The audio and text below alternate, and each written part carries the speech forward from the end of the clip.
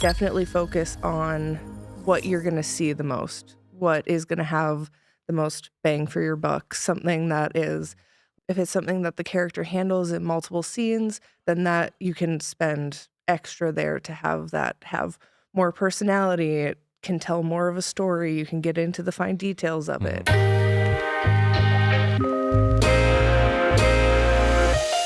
Welcome back to the Media Boat Podcast, where we talk all things content creation. So no matter if you're filming with your phone or you're shooting on a big budget cinema camera, we're here to provide practical knowledge for the next time that you press record.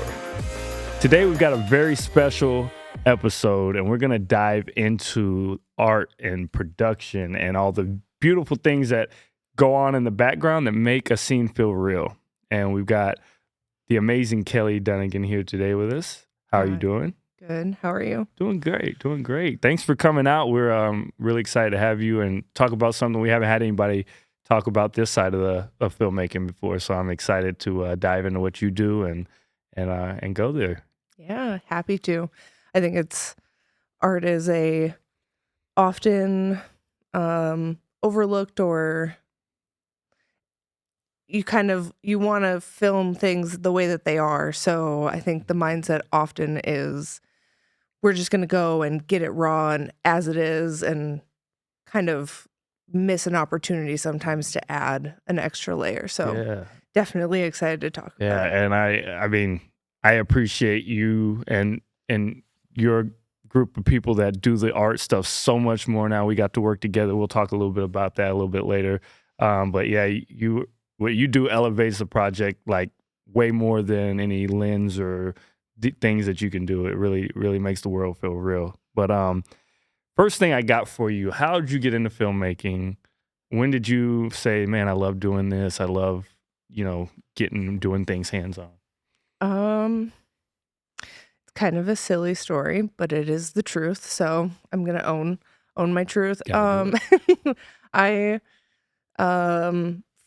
when I was in high school, it was big Twilight era. Everybody was obsessed, really resisted, finally saw the movie. Mm-hmm. And I hadn't been really into fantasy films, or I was really mostly interested in music at that time. And then I saw this whole different world that they made, and that really sparked my interest in reading. And the whole time I'm reading all these books, I'm just picturing what that would look like if it was given the same treatment, brought to life. And so I started storyboarding, and I didn't know that that's what I was doing at the time. I was just drawing, but in sequence. And then it came time to apply for college, and I didn't know what I wanted to do. So I was like, well, I'll look into filmmaking. And then kind of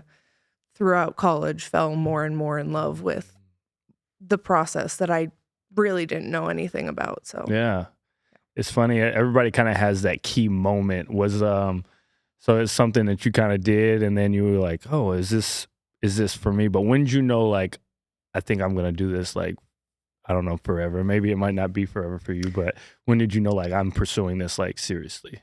I knew that I really wanted to pursue, I think specifically art department and production design, when part of production club, everybody wants to be behind the camera and with the lights and all of that. And we had a short spot of people lacking in the art department. And I went to one of our meetings just to see if there was anything that I could do, try something that we didn't have a whole lot of classes for. And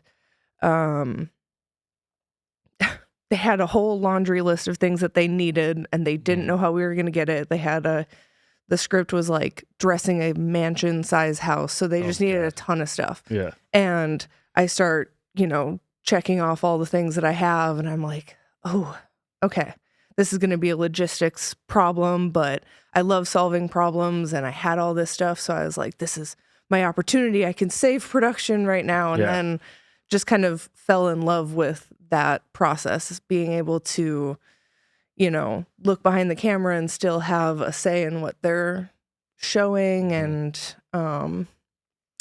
then that just kind of kept happening on other projects. You really get into the logistics of it too, because I need to know how much space we're dealing with, where the camera's looking. I need to know kind of like a producer's eye view of everything for me to really do what I do well. And fell in love with that, like that whole process. Mostly in production club. And then, I don't think it was like a particular moment other than realizing, like, I think they gave out awards at the end of that year. And I got an award for a freshman with the most stuff. I was like, oh, finally somebody doesn't call it hoarding. They're like, thank God you have all of this stuff. Yeah, it's comes clutch when you're like, hey, do you have this? And you're like, yes. Weirdly, I do. So what drew you towards, I guess you kind of answered this, art department? Like, it seems like it kind of happened, because you guys needed someone. But after that, when you started kind of, like, what was the things about it that made you, like, feel like I love this and I love sourcing this? Was it part of the materials? Just kind of like what was that? I've always had, I partially think it's genetic. I joke. I've literally always been called a hoarder since I was very young because I just like stuff. Stuff is precious. Every item has a story. And like, it's funny because I didn't notice it when I was a kid, but now I'm very aware of the fact that like all of the decorations in my parents' house are antiques that they got from their grandma or their great grandma, and talked to my grandma about how she inherited all of these like antique 150-year-old dough waiters that are just like a cool piece that I always would say, oh, that's really awesome. She inherited that from her grandma. So I've just kind of always had an appreciation for stuff and been surrounded by that and had like these curated spaces that I didn't realize. And so I've always loved, always loved seeing that and always collected myself. And then, that's awesome. I feel like, I don't know, for me, I always enjoy having stuff, and the older I get, and I realize like what stuff's useful and what stuff's not, more of just like something I'm holding on to, which has been, I've tried to go the minimal route a little bit more, which is probably the opposite of way you have to think, right? You got to kind of like build out everything there. Let me just ask you this. When you're on a project for the first time, or you're finally being involved in a project, what's your process with, maybe working with the creative team or the director? Like, what's the first step for you and things that you kind of need to know so that you can kind of get down the realistically, I always want to see the script. I know that that's usually kind of under lock and key, but at least the broad strokes. Especially, I mean, it's a not fun conversation you always have to bring up, but one of the most important things is what budget they're looking at, and that compared to the script. So I'll ask, they're like, when are you available? This is kind of the idea. And I'm like, that's interesting. I love the idea. But I need to know like the logistics of how you're planning on seeing that so that I can, is there going to be a lot of room for me to kind of hide things? Or are you planning on shooting this 360? You want to see every single angle. You want to be able to just like pick up and move, because then I have to design more of a space than just like a corner in a blank room. So yeah, that's you're on a project that we got to work together on. Dreams Feel Greatness. This may or may not be out by the time this comes out. And we had a lot of those conversations early, and it was a good learning experience for me as well, directing, because knowing exactly what art department will need for a situation like that. And I think, luckily, you were cool about it, but I had to kind of re-explain because I might not have had some of those things for you out of the gate. And we didn't really have a script for it, but we had like a more of a breakdown kind of thing, Yeah. a synopsis more so. But yeah, I feel like it's hard sometimes to fill in the blanks. And I think that's kind of your job. It's like, well, what's part of the scene in the script that's not really in the script, right? And that's kind of where your next steps, right? Yeah, I like to get the script or wherever the project is at that point and give like a rough estimate of how much I think that is going to be able to, like, how much that would cost. And then once we've kind of got the nitty-gritty stuff down, then go back in and explore, you know, is it going to be time period? Is it going to be set in a different time period? Is that an element that we can play with? Hmm. Is color a big part? Can we tell a story through like little touches of color here and there? This character can be like this color, or, you know, um in just like the shirts that they wear or the way that they stack their books, like what other places can we tell the rest of the story? And Right. sometimes that changes some things, but really I try to enhance and like try to find where we can enhance the story with Yeah. a little touch of art here and there. Yeah. And then you put together some mood boards for our project. And Thank I think that was super beneficial for me as well to see what we're kind of going for and what your brain was kind of thinking too. It's, that because that conversation, for me, I want to just like let you do your thing. And I think that was cool to see kind of have an idea of where it was going you. and what it turned into. Um, with mood boards, why is that key for you to kind of get everything together? It kind of helps paint the final picture before you see it.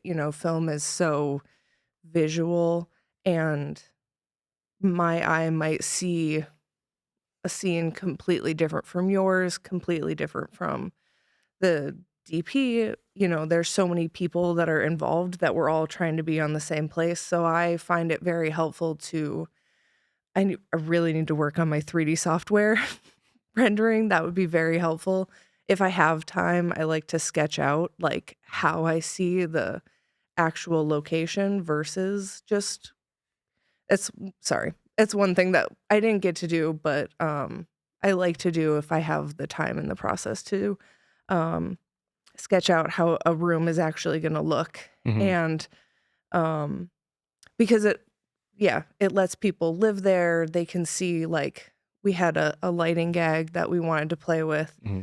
as like a visual cue for another moment, and other people being able to see that can help them plan for it. Maybe, we'll spark an idea that they want to try and throw in, and so that we're all on the same place and kind of coming to the table with Yeah. all the same information. But as uh I have found, the more in advance you can think about it, the more time you have to play. Hmm. Like, the more planned out it is, then you leave yourself all this free time that we're just like, "Oh, let's try this." Like, I wouldn't have Yeah. thought about that, but it's like a perfect moment and it's right here. Let's do it. Yeah, for sure. For sure. Let's talk a little bit about color and color theory, maybe. And we don't have to get super into the minutia of it, but how does color play a role in how you're selecting or coming up with different props? Let's say, for instance. Um I have always, like, color theory is there. Colors have moods that are they typically get associated with. I like to play with them a little bit more than Hmm. um how they would typically be used, I guess. I don't always like putting, the evil character in black and Yeah. the Yeah. evil character in red. I don't know. But if we do have a color story, like on, um, for example, when I was filming my senior Let the Road Take You, I wanted to show two very different characters, very Hmm. different color stories on complete opposite ends of the spectrum. Blue and grays and cooler tones and orange and yellow and bright and happy warm tones. And kind of the as it progresses, you see them get closer and closer and start to take on traits of each other and try to understand each other's Mm. perspective more, so that at the last shot they're basically wearing the same clothes, just different takes on it. They're in the Mm. same, still their own personality, but in kind of like a mirror of each other, Right. to show how close that they've gotten at the end. So um, I'll usually try to use the color that we've chosen to hint at that story. Like, yeah, just like little hints there, here and there, unless the whole point is to kind of knock you over the head Right. with it. Right. Like commercials is pretty easy. Uh, Brands usually like brand awareness by showing So their the colors. colors So are kind of is kind of easy to kind of go with that, and you kind of get pinched into a wall there. Textures. We talked a little bit about textures within the wardrobes and just even in the locations. How does that play, and what do you look for when you're selecting different wardrobe pieces or you're selecting different furniture pieces? Maybe I think when you're going about that. I think that is the experience that I've had with that is I typically lean into more texture to add warmth. It's kind of this. It's kind of similar to color theory. Hmm. Like furs give a sense of warmth and um, natural fiber. You wouldn't put in a CEO, like an uptight CEO's office. So I mostly pay attention to texture in. Ew, I mostly pay attention to texture and telling like a character's personality Mm. more so. Um, Harsh edges for somebody who's very angular or that kind of stuff. I think it's pretty Yeah. similar to color. So within that vein, if you have a villain, for instance, what are you kind of looking for? Let's call it texture wise. What are some things that you can help if we just took a picture of them without even explaining anything to make them look more villainistic or whatever? Definitely the harsh angles, monochrome. I wouldn't put a lot of like color there in general. Glass, very like water would roll off of it. Not like uh they wouldn't have like a speckled wall. It would be partially painted in large domineering furniture, probably lots of dark colors, things that cast harsh shadows. Um, yeah. Yeah. See, I like that. I think that's a good for our listeners or our viewers. They can kind of visualize what that looks like and kind of tie it into something they may see. Now, if you have a hero character, what are some things that maybe the hero or the main happy person in the film, what are some things that you might do to kind of have them stand out and be able to tell that story?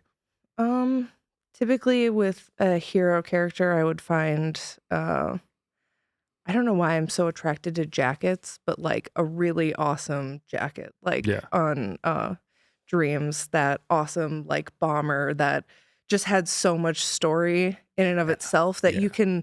you're already picturing like what the rest of their life led up to Yeah. that moment. That Um, jacket was so I was so jealous that it was a kid size. I wanted that for me. I It was know. so dope. I have way too many jackets as it is. Yeah.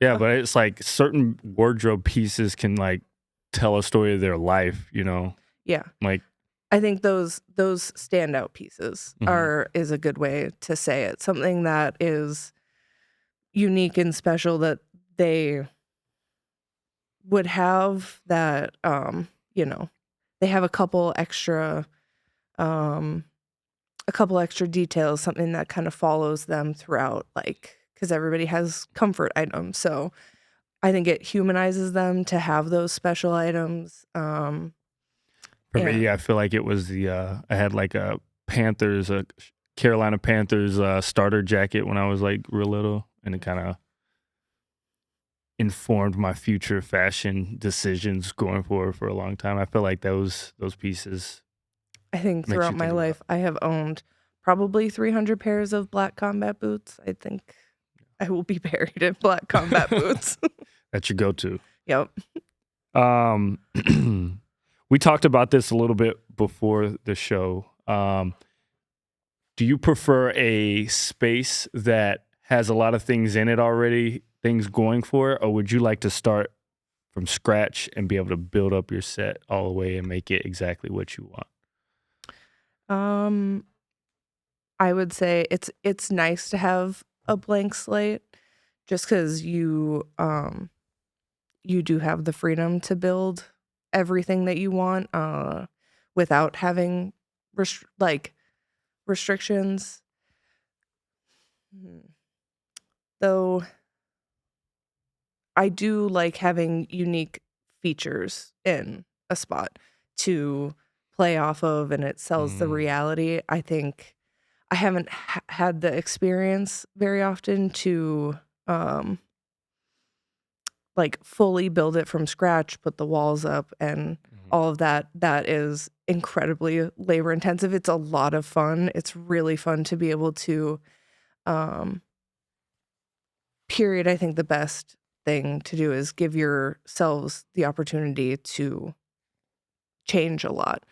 Um, I have 7 different kind of flooring options, Yeah, carpet options, being able to play with those options and then have the freedom to change the space as much as possible, that is essential, I yeah. think. So, what are some challenges that come from getting to have whatever you want, having that, playing from scratch where you're building it up? What are some challenges that kind of get introduced versus just being able to run a space you kind of can just start in? The reality, 100%. I mean, it's I've seen it, based off of real places is, I think a little bit easier because you have kind of a template that you're trying to match. But when you're walking into a room and you need it to look like a hospital room, like there are those little details that sell it, like the handrails. I can't walk into a random room and just put up handrails Mhm. somewhere. So it's nice to find a place that already has like a detailing there that could be sold as a handrail. Or the specific kind of windows that they have.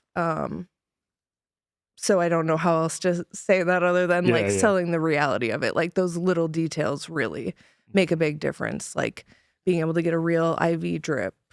Some of those things are expensive or medically not, I'm not able to get them. So, Yeah. um, Well, then, because the viewer subconsciously, they're really good at knowing when something is not right, yeah. correct? So how do you approach it when you are in a situation where you need to sell the reality a little bit more? Are there any, and we're going to talk a little bit more about this, but there's specific prop places that you go to if you're like, okay, we need XYZ for a police or hospital room or something like that. There's some Mhm. places that you kind of pick and choose and can find things. I am in love with Facebook Marketplace. Yeah. You can't, you get into the difficulties of depending on the budget, like you have less return options, but you can get a lot of very unique pieces that Mm. are very like limited elsewhere. That's kind of a cliche, but surplus stock, I'm gonna say that again. Surplus shops have Hmm. a lot of discontinued, so it might be more antique Yeah. gear, but it still looks real. And that's at least a good place to start and get a base. Like they can't sell badges that are real badges, but you can go and see what a real badge would look like, and then that can inform how you Oh. recreate one yourself. Yeah. So do you enjoy the idea of, taking inspiration from something and remaking it into your own prop or kind of fabricating your own kind of things? I am kind of intimidated by some of the fabrication. Mhm. I love trying to figure it out and Yeah. trying my hand at it, but I work with a lot of very skilled individuals who are very good at Right. fabricating. So Yeah, so for you kind of being a lead in the art department, you found a lot of different resources, it seems like, of different people that could do certain things. yeah. Yeah. Can you talk to me like if you have a team that you're trying to build, what does that look like if you could build out your perfect art department? Hmm. I mean, I think it's nice to have somebody who is kind of each um area. If um I don't always have the luxury of having, 5, 6 people to Yeah. handle each specific area. So my dream team is usually based on the project. If we're in charge of wardrobe, if we're handling wardrobe and there's 10 people that need to be through wardrobe, then I will really lean on finding somebody who that's their specialty. They really Gotcha. like that. If it's one where we are making those little intricate details and we're getting super close up on the fake hand axe that we're gonna smash into somebody's head, then Yeah. I'm gonna lead towards a somebody who can recreate weapons really well. And then if we're dressing like a huge house, then I'm gonna find somebody who's got a really good eye for solving those problems. Hanging blinds is one of the most common common infuriations. Haven't figured out a trick that successfully works for it yet. Yeah, yeah.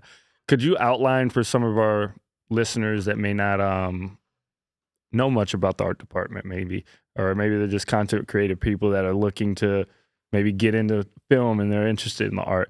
What are some of the different roles that kind of come in like that team? Could you kind of just kind of outline some of those? Yeah. So there are there's production designer. They think big picture um for the whole project, often working with the camera department, the director, Mm. thinking of like the big broad strokes of how you want something to look. And then art directors help make it happen, help actually source things, and usually have a huge stock of stuff that they can bring out wherever they are. And set dressers are people who are setting it up, moving things day of, typically are actually on set. A lot of art department I have found works ahead um, of the crew and production, so I'm not actually there on set. So it's then there's a set dresser who is there to move those little touches after it's been set specifically for camera. Mhm. And day of, there is sometimes it's part of art department. A lot of times in like smaller productions, wardrobe has gotten kind of it gets looped in with art. Okay. That is sometimes completely not anywhere Yeah. near art. If it's like a period piece, that's their own department most of the time, right? I would say that a period piece would probably put it closer Close. to Okay. because that's part of like the world building, but like on a commercial that will be with vanities and hair Gotcha. and makeup and that kind of stuff is typically completely separated from art unless it's a storytelling Hmm. tool. Um, then there are props people who are typically the ones who like are fabricating small handheld props. Sometimes weapons gets put into it or Yeah. like Lord of the Rings, the chainmail and that kind of stuff. But That'd be a cool job. That'd be wild. the fantasy, it's the Yeah. dream. Yeah. The fantasy. Um, there's a channel I follow, Nerd Forge, I think. They make the coolest stuff. Yeah. Yeah. Pretty sweet. I digress. Continue. Continue if there's any other. I'm trying to think. I mean, you can break it down. I mean, it depends on how big. The bigger you go, the more positions there's going to be. But Yeah. I think those are kind of That's kind of the the broad main strokes. ones. And then there may be extra hands within those departments. Yeah. And Gotcha. like, if it's a food competition show, there's going to be somebody that's specifically on foods. Mhm. Part of that gets lopped in with art and some of it's completely separate. It's it depends So on production. there's probably a lot of people in that department that don't consider themselves like filmmakers that find themselves in filmmaking. Would you say? I think um, what I've noticed is they find their niche in filmmaking. Like they started in general production and then they find the thing that they really, really love Yeah, and then just lean really hard into that. that's awesome. Yeah. All right, so I want to talk about a couple different scenarios within a project. So let's say you have all the budget in the world, Hmm. and now it's just a matter of keeping in control of that and making the right selections. What's your approach on a project where like you got plenty of money to kind of make things happen, but now it's like, what do I make happen? How do you kind of approach that? Um, you definitely focus on um, what you're going to see the most, what is going to have the most bang for your buck, something that is like um, if it's something that the character handles in multiple scenes, then that you can spend extra there to have that have more personality. It can tell more of a story. You can get into the fine details of Mhm. it. If it's a space that we're building, then uh, I worked on a project, Tin Hill #9, that we built a whole cave because that's where the majority of the action was going to happen. We had other locations, but this cave is going to be where the huge emotional impact is going to be. So we spent weeks designing, prepping, painting, creating that from scratch so that we could control every aspect of it. Um, and we've used that set multiple times now Nice. because it has so much detail and it's like a yeah.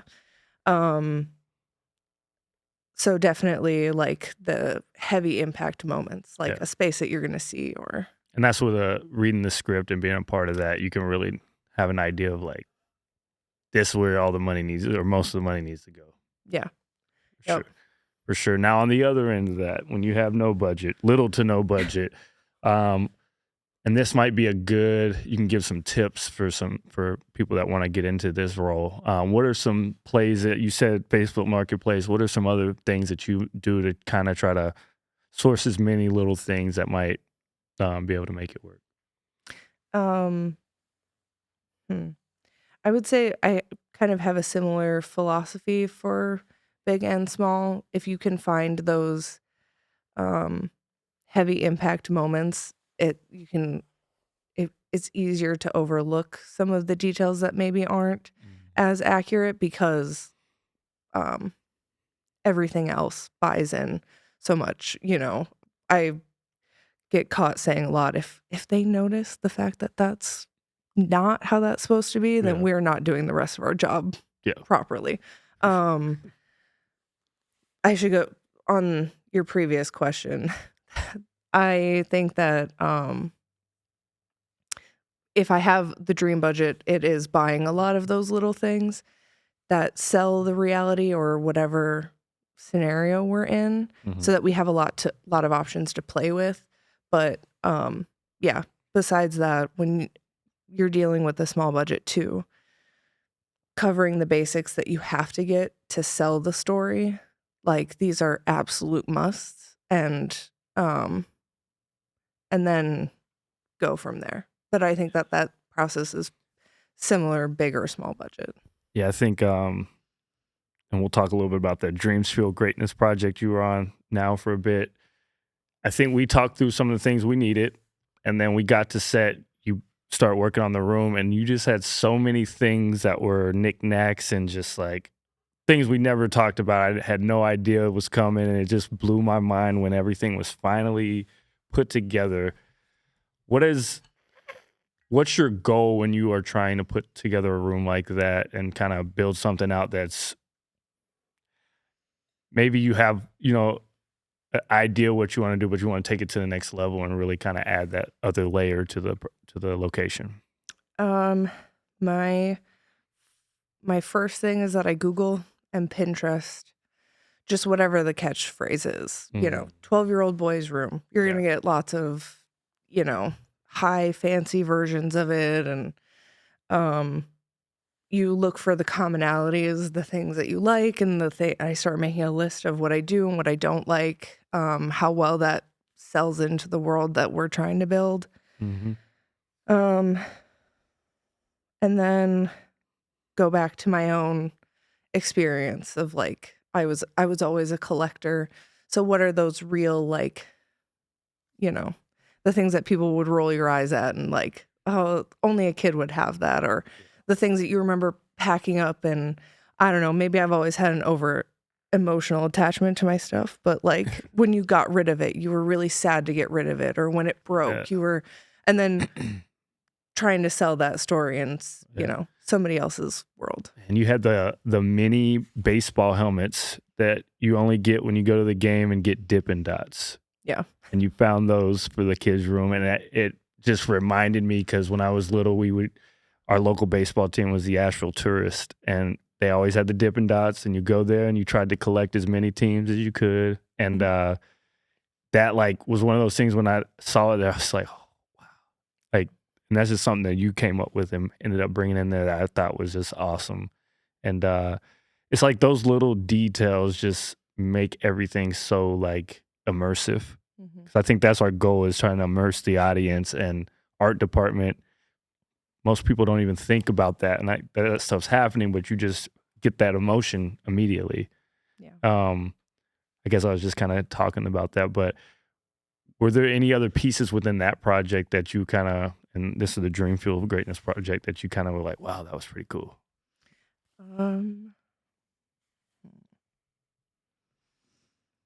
I mean, I have vivid memories of like, I wasn't big into sports when I was growing up, but my aunt really was, and she would take us all to all the baseball games. And so I remember the Dippin' Dots hats, and I would always keep those as mementos. And so I imagine for, just extrapolate, somebody who really loves baseball is going to have been to, dozens of games and has their little traditions. And even I would get like bobbleheads from the games that she would take us to through work. And so again, somebody would have that and like lucked out and found a place by our by the Brewers Stadium. There's a Goodwill for anybody who really likes to collect bobbleheads. This Goodwill, because they're right next to the stadium, they get all of their old gear. So they've got loads of jerseys. They've got shelves and shelves of bobbleheads that so you can be selective with who you're highlighting. And I remember like sending that out into the group chat, like relying on other people's knowledge and being like, okay, from this shelf, who are our like key players that we have to have, who's and I think those who was it, Hank Aaron. Legend. R.I.P. Hank Aaron. And he was a Milwaukee local legend, so it was kind of perfect that he also happened to be there. So absolutely. We're going to talk a little bit, because we actually had this conversation on set, and you were telling me about all the other things you like to do within filmmaking, like not just art department, but you enjoy other parts. Can you talk through some of those things and that you want to maybe continue to add to your bag and do more? I do like to work behind the camera. It's been a while. I do have my own setup, more photography style, more like run and gun, or like kind of vlog style. And I like playing around with that and would love to do that more. Probably a lot of B-roll. A lot of people will look through my roll and be like, is that stock footage? I'm like, it could be. It should be. I really like, this kind of ties into the fact that I was, doing art is very similar to producing, in that I have to know a lot of the logistics. So getting in and solving problems, I always am, when I'm on set listening to what other people are struggling with and a problem that they're having and trying to find a solution. And so being able to have more control over that, or producing. And I really like storyboarding, but I don't think that that's like, I think somebody else is supposed to do that. But Mm. I Lord feel of the like, Rings, they had a storyboard artist. yeah, that's true. I'm sure that level they definitely have somebody that's doing that only. There was so much logistics to the art department stuff that I didn't realize. So that I felt like you wanting to produce and stuff makes a lot of sense because that's kind of down that same alleyway, finding things, sourcing them. We didn't really talk about how you work with returning some props and different things too, and how important that can be. Because I figured once we buy it, you buy it, and wherever it goes, you spent it, and that's it. But tell us that process a little bit and the logistics of buying and returning things, um, and I think that's really important. It saves a lot of budget at the end of the day. Yeah. I think that's also part of my fascination with being getting into the producing side of things is I want to know where the money is and where it's going, Mm-hmm. because I think art is unique in that you can get a lot of money back. Depending, obviously, like you don't want to return anything that's used, anything that gets worn, food you're kind of stuck with. A lot of some things you don't have as much leeway, but um at least I have uh I like to play and I like to have options. Yeah. So I am comfortable in some cases, and it has been recommended in any number of ways that I should not do that, because you are taking on risk when you buy, Mm-hmm. you know, you are buying things that you are essentially using and then returning. Yeah. Um, and so that kind of limits, that can put limits on, I will, sorry, Oh, you good? collect thoughts about that. I will buy things that I know are not going to get heavily used. They're just kind of as a backup option. Yeah. That doesn't have to be like a particularly special Mm-hmm. item if it doesn't have to have a lot of character. Um, because that can let you fill the world while Right. not having to keep that. And also because I move so much Yeah. that like finding places to store it, it's nice to be able to. Have like yeah, Yeah. that makes a lot of sense. Do you ever look at like having multiple options, but like let's say we don't use that option, it's like okay, well that can get returned kind of thing too. Yeah. Definitely. Um I always say I like to have too many options versus not enough options. Yeah. So I will source from as many people as I can, people that I know in Yeah. the area, prop houses, people on set. I throw out, that's part of making the mood board, is that I can send that to the crew on something that's an especially low budget and say, this is what we're looking for. Please send me pictures if you have it. And Yeah. then if I get 7 responses, then I'm Yeah. like, awesome. Everybody bring those. If anything, we can throw it in the background as texture, Yeah. to sell, a little kid's room is not going to be clean. You're going to want like clutter here and there. Yeah. And so Yeah, that was something because you built out the room and it felt too built out, and we're like, how do we make it like a 12-year-old just came in here and mom's mad because you haven't cleaned up, and I think that was something real cool. It was a cool note you gave, like we got to dirty this up a little bit. yeah. Yep. And then you have to like balance that out without not making tripping hazards for crew, something that can be reset, like if they're throwing down a pile of papers, I'll tape like 7 of the papers together so that the top group always looks the same, and you can kind of still cut to it between takes. It's a great tip. Yeah. Great tip. You should cut that out for real. Yeah, so something I want to ask, what is like if you could get your number one project that you want to accomplish in your life, that you want to be the head of art, production designer for. What does that project look like? Ooh. I think I have a couple dream projects. One has already been done twice, poorly. Dang. Both got canceled and terrible reviews, and I'm not going to throw them under the bus. I love the attempt, and I will always love to see variations of it out there, but that is like the ownership of it has changed hands a couple times, and I just watch who currently owns the property to see when that will be a possibility. I like melding reality and fantasy so that you can like Twilight, I think is a great example of Yeah. its got its fantasy side of things, and but then it also is very based in the human world so that it feels grounded and it feels possible. I like tricking people like so real that you don't think that it's fake, like Lord of the Rings. Yeah. That just is its own world. Yeah. Game of Thrones. Somewhere else. Yeah. Game of Thrones, they even tell a story through somebody's hair or a belt that they're wearing. I think that is really something that the art is kind of the focus, is always a dream, obviously. Yeah. Like the House of Dragons, those seasons, man, they went crazy with the production, and there's a lot of cool documentaries on HBO, I think, about how they did each episode, and they really dive into that side of it, the art side of it, and that's always really cool to see.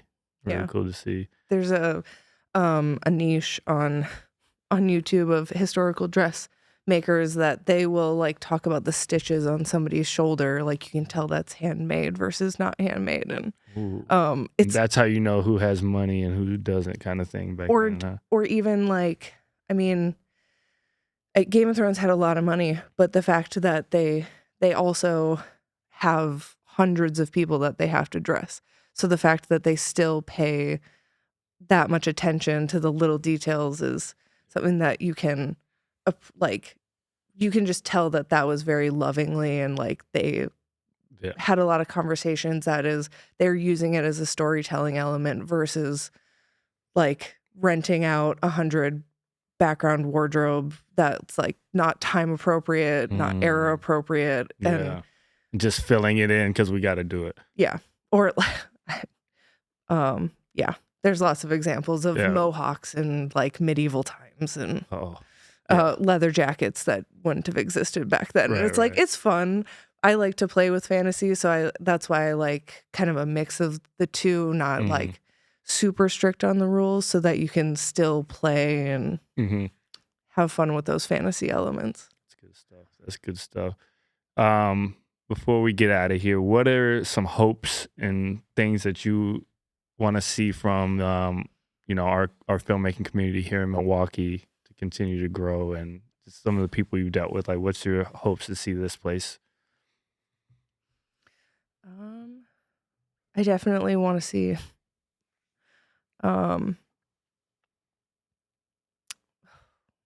collect thoughts. That's a big. I definitely want to see it continue to grow. There's a lot of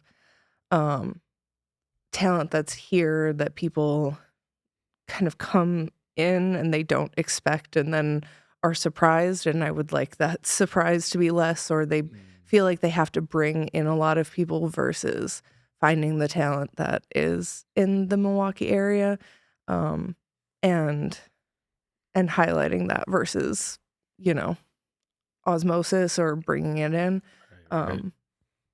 And appreciating Milwaukee for what it is and not always the cliches. There's a lot of stories. It's a big city. It's a very diverse city that I think don't always get told in the area. It's like rural Wisconsin. We're always, the good old, like down to earth.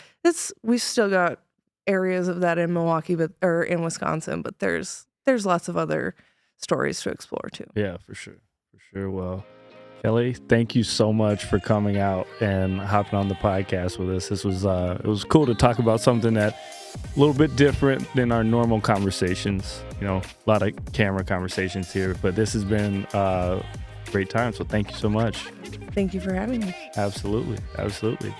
So no matter where you watch or you listen to this podcast, please do us a favor and like, subscribe, comment, maybe share your favorite prop that you want to make one day down below in the comments. But thank you for watching or listening. And until next time, we'll see you. Peace.